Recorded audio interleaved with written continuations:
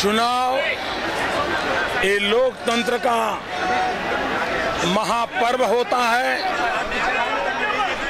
और लोकतंत्र के इस महापर्व में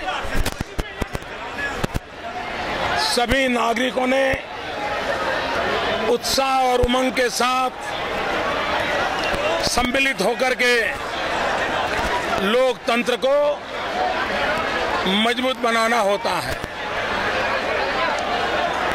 मैं विशेष रूप से गुजरात के मतदाताओं का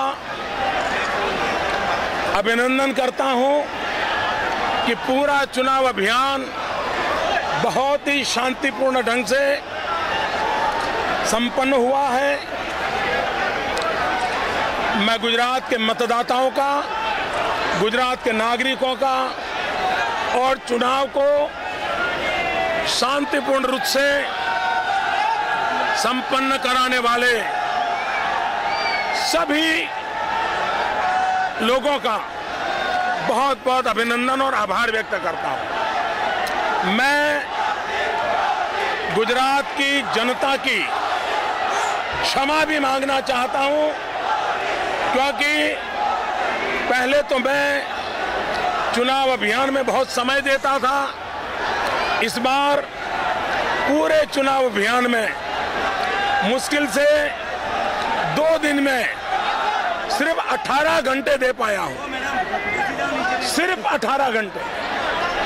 और इसलिए गुजरात के मतदाताओं की मैं क्षमा मांगता हूं, लेकिन मेरी गैर मौजूदगी में भी जिस प्रकार से गुजरात के मतदाताओं ने इस पूरे चुनाव अभियान को आगे बढ़ाया है, मैं उनका अभिनंदन करता हूं। आज मतदान के इस पूरे दौर में एक महत्वपूर्ण विषय यह है कि देश में जिस नए राज्य ने जन्म लिया है, उस तेलंगाना का भी आज मतदान एक विशेष बात है, क्योंकि आज के मतदान से तेलंगाना का भविष्य तय होगा। मैं देश के सभी मतदाताओं को बहुत बहुत शुभकामनाएं देता हूं। अब तक 6 चरण का मतदान हो चुका है। आज 7वें चरण का मतदान चल रहा है।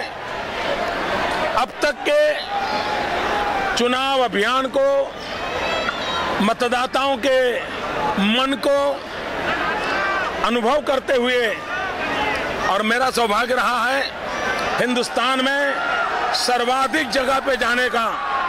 अगर किसी एक व्यक्ति को सद्भाग्य मिला है तो उस व्यक्ति का नाम नरेंद्र मोदी है।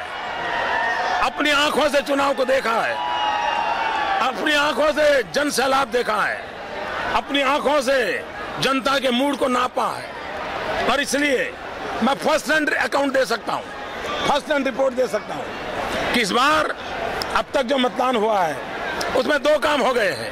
एक, माँ बेटे की सरकार गई, वो बच नहीं सकती। और दूसरा, नई सरकार की नींव,